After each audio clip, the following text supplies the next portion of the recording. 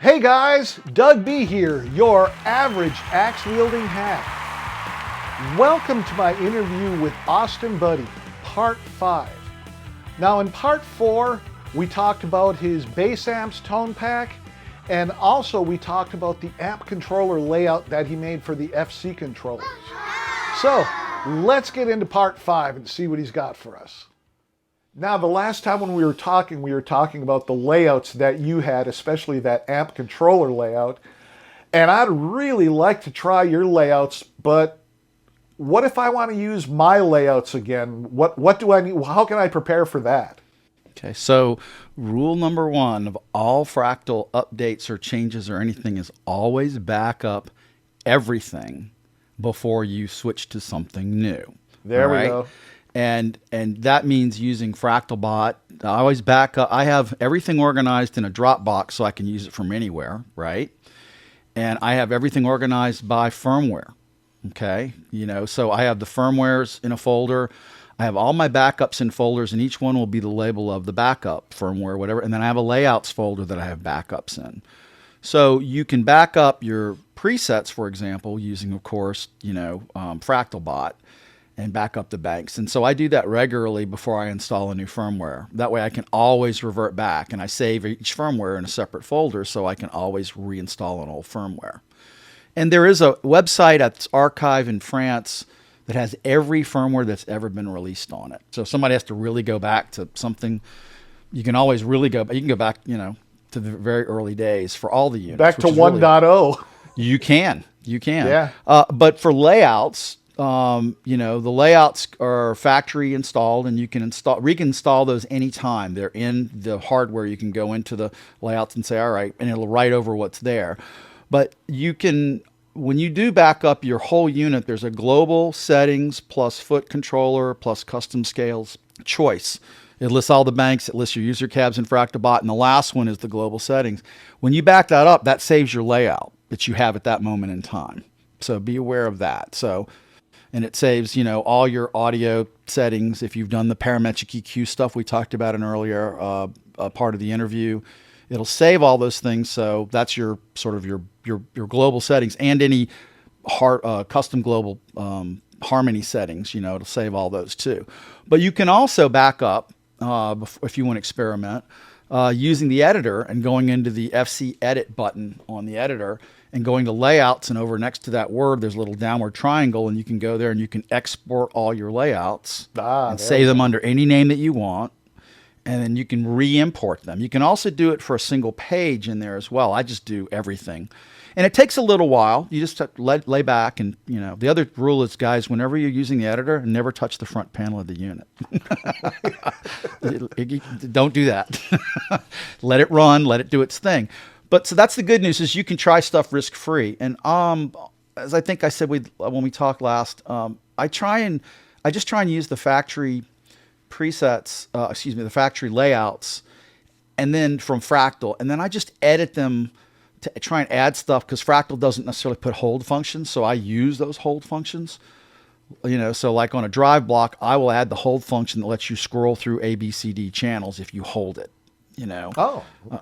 So that's one of the things. And I try and layer stuff. And then I add a few little things in it. And I need to update everything again, because they've updated that once or twice, and it kind of changed things from 2020 when they really did it, and I have to go back and redo this. But that's not the top priority at the moment. But back everything up, and then you can install stuff, and if it doesn't work for you, you can go backwards. But that's the key. A lot of, it's computer stuff. It sits on your in your Dropbox or your hard drive. For most people, if you haven't set it up to do it, it'll always go in this file called Documents, Fractal Audio, and stuff usually gets saved into that. For the editor in particular, that's where everything gets saved as a default. Does that help a little bit? Oh, yes, absolutely. Okay. Number 12. What about the folks who don't have an FC controller? What options are available for them? Okay, so you can use Fractal any MIDI controller on the market. With my presets, though, with the CS2 through CS6, those are proprietary Fractal things that work well with the FC6 and the FC12. but they do not work. You can't use those with an RJM Mastermind, for example, which is a popular, very powerful MIDI controller, programmable. But if you have a preset that you want to use and you're using an RJM Mastermind, you can go into the amp block where I've got CS2, for example, attached to the boost, and you can change it from being CS2 to an external controller. Remember, there's 16 controllers in that long list when you pull those controllers up. So let's say you use controller 11, and you could do each one of those CS2 through CS6 to be 11, 12, 13, 14, 15, 16. All right. Then you go to the hardware on your unit and you just say, hey, for external 11, we're going to assign that to MIDI controller, and I'm making the number up, 22, that talks to my RJM or my foot controller, whatever. So you just have to have the MIDI controller switch information for your foot controller, and you can do the exact same thing. It's just a pain. Nobody wants to do that for all the presets, the 300 plus presets that might be in Live Gold. But if you're doing a gig and you're only got 4 or 5 presets, that you're using, that's not hard to do. That's pretty easy to do. And I think I talk about that on one of my YouTube videos, that you can do that. But for anybody who knows anything about MIDI, it should be pretty easy to do. Okay. All right. Now, the next one, now I know the answer to this next one from firsthand experience, but let's just say I'm a new Fractal Modeler owner, or, I've even owned it for a while here, but I haven't bought any tone packs yet. Why should I buy your tone pack? I mean, aren't the factory presets good enough? Oh, I think the factory presets are very good. They've gotten, I think, particularly better these last 2 years as the firmware's gotten better and they've been redone. They're not just carried over anymore. But the factory presets, particularly the 2 second banks, are kind of designed to show off all the amazing effects and functionality, but you're not going to probably use Galaxy Formation preset on a gig, right? Right. If you're doing soundtracks, it could be awesome. Because there's some, and I go through every factory preset and I learn something, and I can save blocks from them that could be useful in other presets. So you can learn a lot by looking how they design them. A lot of people contributed to those. Why would you buy my stuff? Well, if you're playing live and you've got an ear for, certain kinds of vintage tones or things like that, or classic rock, or even some hardcore metal stuff, what I've done is I've just saved you a ton of time. You don't have to go in and program it and figure out which amp, which cab IR, and how should I set up the filters on it for low cut and high cut, and how do I set the amp up, and what speaker impedance curve might sound best.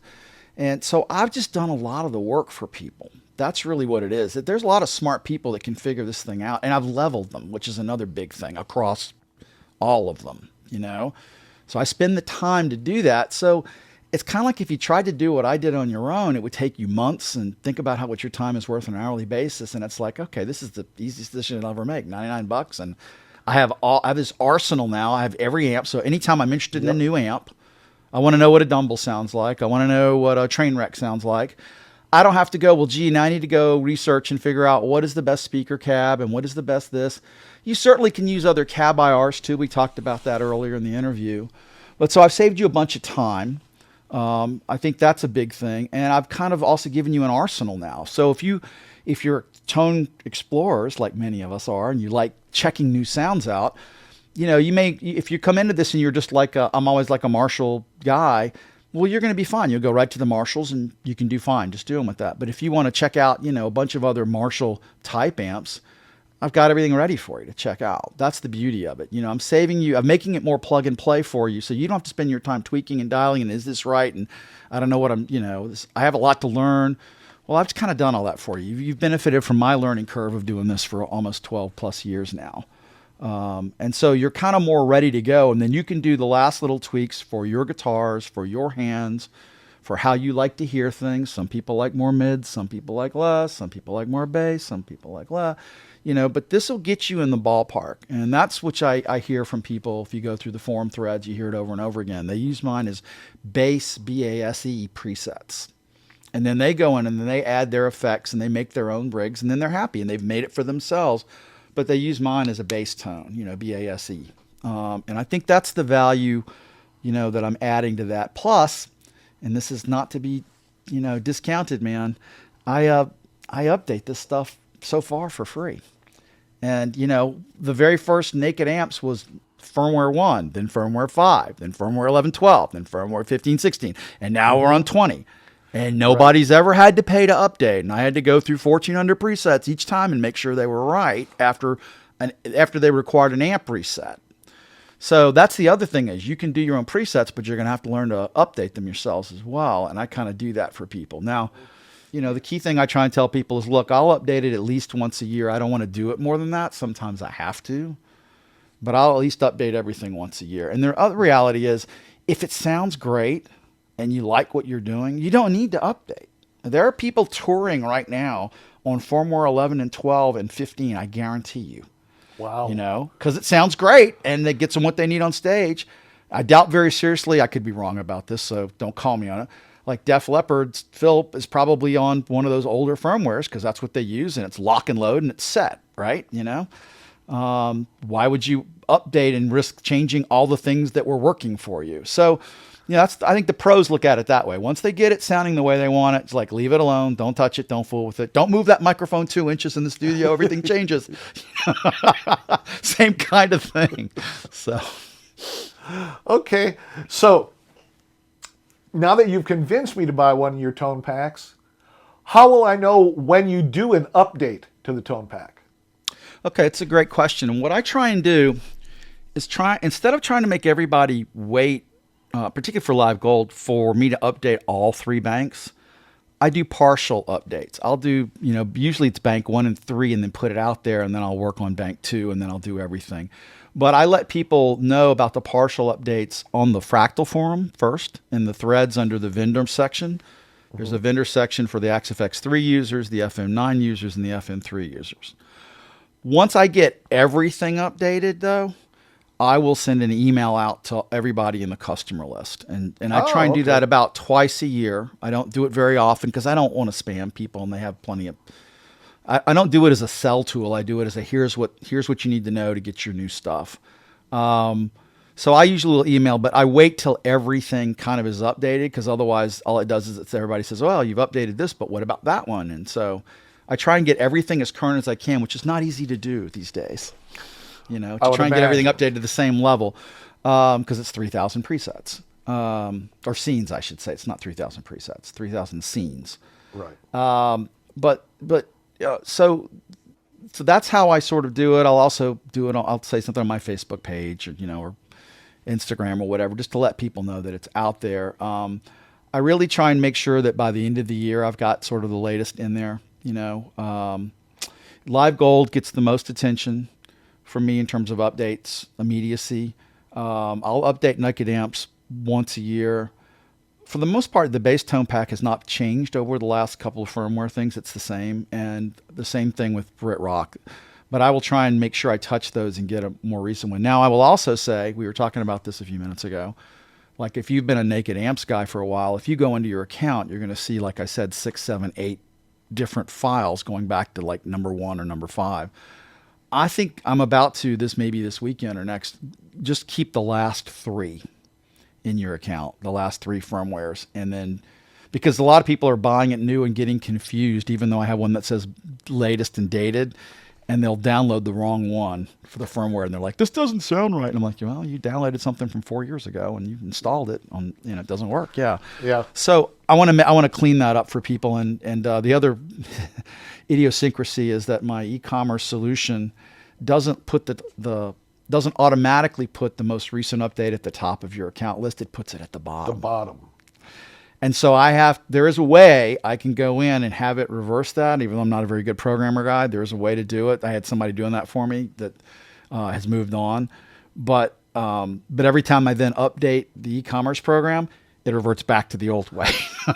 So I need to constantly sort of stay on that. But the idea is, that's why I try and write on there, look for the thing that says the latest, and you'll know. I put the word in as a descriptor, not in the file, but in the descriptor of the file, latest, and then look for the latest date.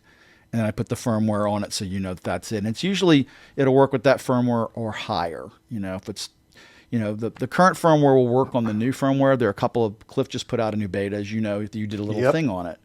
You know, and I need to sort of check into that in the next week or so and see if any of the amps really change. But he's also noted already there are a few bugs, so I'm going to wait on that. There are a couple of Marshalls I think he said he found some bugs in. So the short answer is everybody eventually, like twice a year, gets an update that tells them what is the latest that's available in their accounts. And I do see a lot of people wait for that and spike. Not everybody's bought from me's on the forum and follows everything. A lot of them don't. So that's how they can learn. But they can always log in and go into your account and just see what's there. What's there? And you'll know whether is there something new there or not. So you can do that anytime. So there you have it, guys.